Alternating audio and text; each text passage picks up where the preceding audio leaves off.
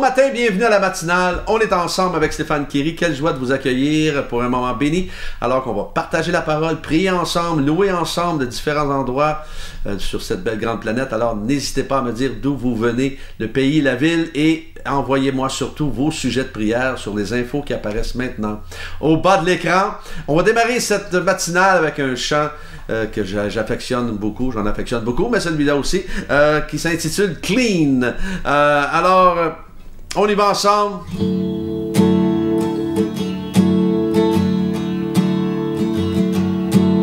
Ton sang si précieux m'a pardonné.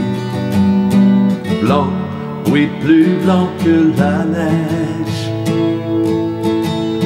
Tu fais battre en retraite mon péché, ma honte, et par cette alliance tu me restaures.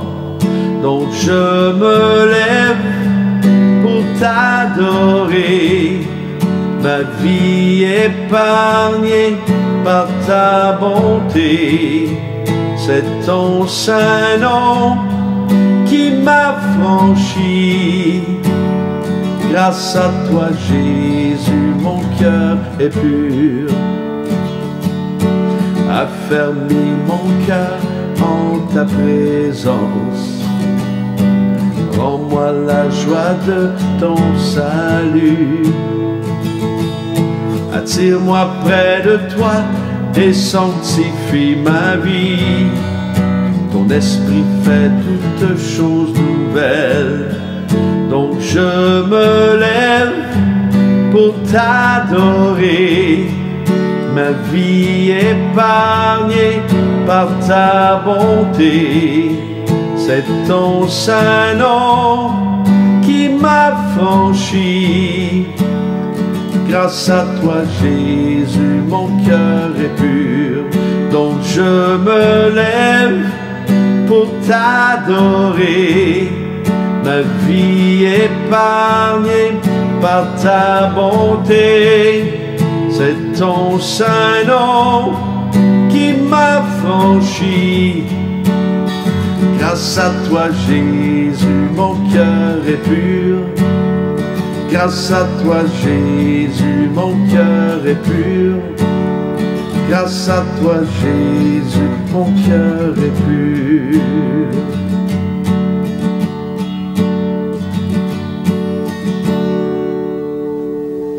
Oh, grâce à toi, Jésus, mon cœur est pur. Ce matin, le thème « Avons-nous réellement confiance ?» Avons-nous réellement confiance? Bonne question à se poser. Proverbe 3, 5.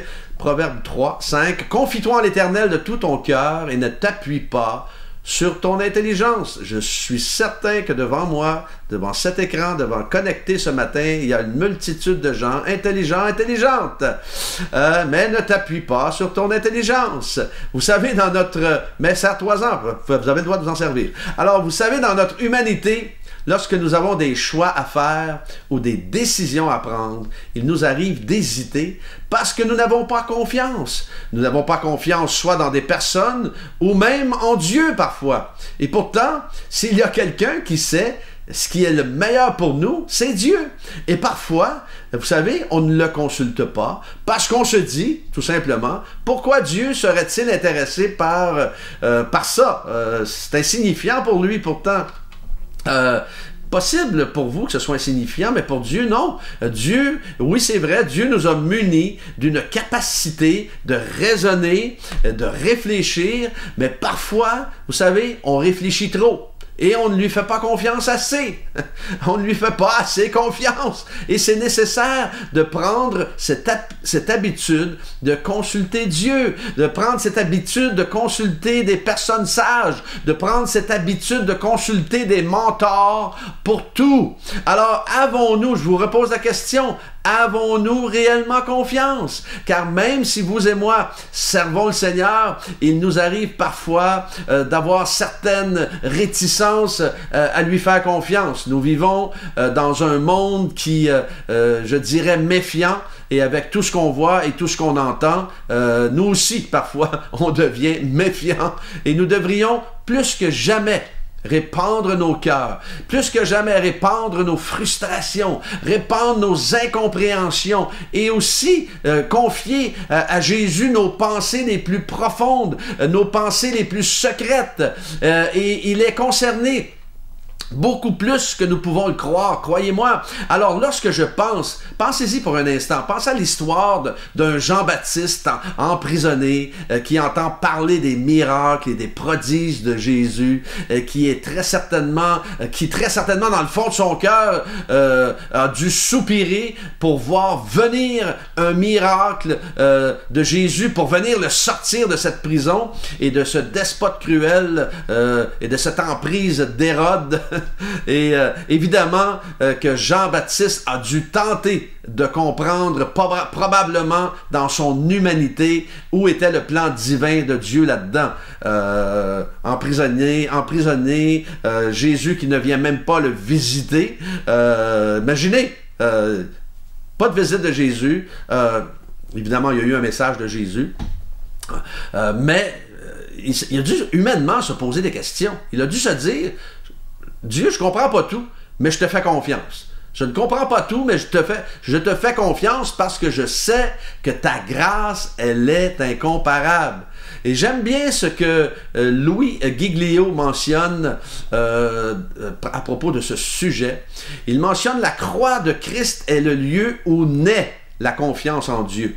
La mort et la résurrection de Jésus-Christ sont un acte de bonté de la part d'un Dieu aimant et digne de confiance, une démonstration indéniable de sa bonté à laquelle nous pouvons nous accrocher lorsque notre vue et notre compréhension ne parviennent pas à comprendre les circonstances qui nous entourent. Et croyez-moi, il y a beaucoup de circonstances qui nous entourent en ce moment que nous ne comprenons pas et que nous ne comprendrons probablement pas tant aussi longtemps qu'on sera dans la présence de Jésus.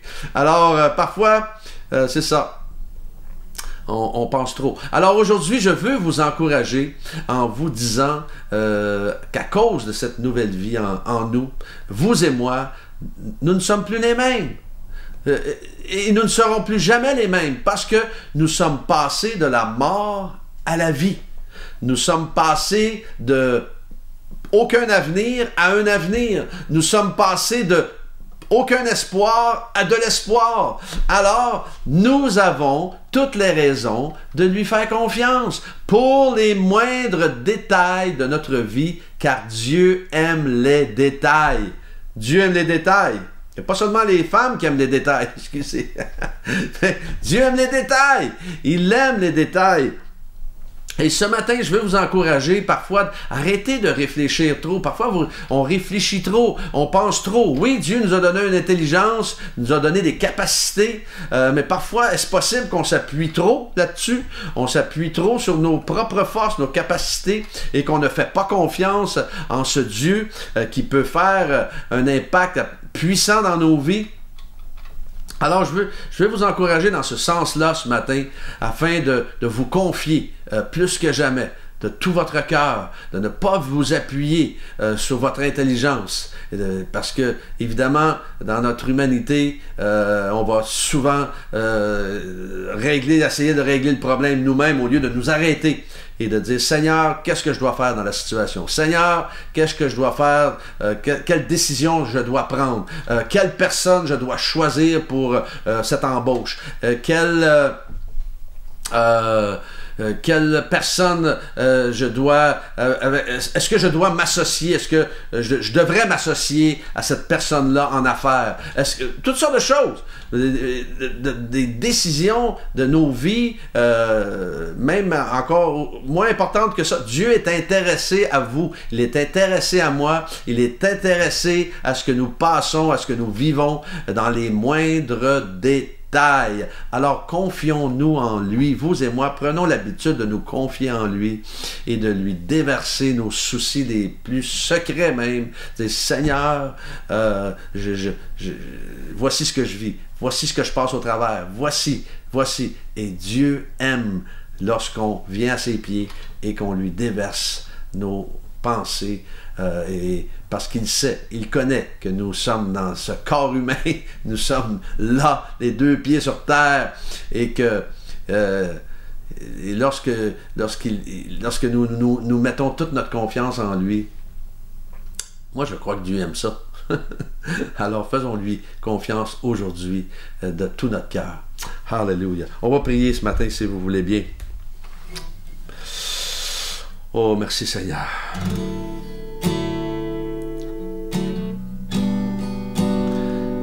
Seigneur, merci pour mes frères et sœurs connectés ce matin, de les bénir, de les combler. Merci pour leur fidélité à être là chaque matin. De leur donner au-delà de leurs attentes, Seigneur, dans tout ce qu'ils font, tous leurs projets. Et Seigneur, je prie que chacun et chacune connectés ce matin puisse apprendre à te faire confiance, à s'abandonner à toi, à te consulter dans les moindres détails de leur vie, car tu es le Dieu qui a le souci du détail. Merci Seigneur, nous pensons ce matin à Catherine qui a une santé fragile. Merci de poser ta main sur Catherine de la tête aux pieds afin qu'elle soit complètement restaurée. Et merci Seigneur afin de trouver un centre spécialisé pour son fils qui a des troubles de comportement. Merci de bénir cette famille. Bénis ce jeune homme afin qu'il soit guéri, complètement restauré de ses troubles de comportement. Oui Seigneur, nous prions pour un endroit spécialisé, mais nous prions pour sa guérison aussi parce que tu guéris toujours. Et nous avons confiance que tu guéris encore aujourd'hui. Nous avons confiance Seigneur que malgré ce moment de pandémie, tu es là. Nous avons confiance Seigneur que tu ne nous abandonnes jamais. Nous avons confiance que ton regard est attentif et ton oreille est attentive à nous. Nous avons confiance, Seigneur, que tu vas agir fidèlement et surnaturellement lorsque ta créature est en danger. Tu es là parce que tu nous aimes. Seigneur, nous prions, nous élevons nos cœurs vers toi ce matin et nous te demandons pardon aussi pour les moments où nous ne t'avons pas fait confiance, les moments où nous sommes appuyés sur nos propres forces. Seigneur, tu connais les pensées les plus profondes de nos cœurs et nous voulons nous abandonner complètement et entièrement à toi ce matin. Merci pour ta grâce, merci pour ta miséricorde, merci pour ta fidélité dans le nom de Jésus. Donc je me lève pour t'adorer, ma vie épargnée par ta bonté. C'est ton saint nom qui m'a franchi. Grâce à toi Jésus, mon cœur est pur. Grâce à toi Jésus, mon cœur est pur. Grâce à toi Jésus, mon cœur est pur. Je veux vous souhaiter une journée bénie au-delà de vos attentes, que Dieu vous accompagne dans tout ce que vous avez à faire et Dieu voulant, demain matin, on est ensemble.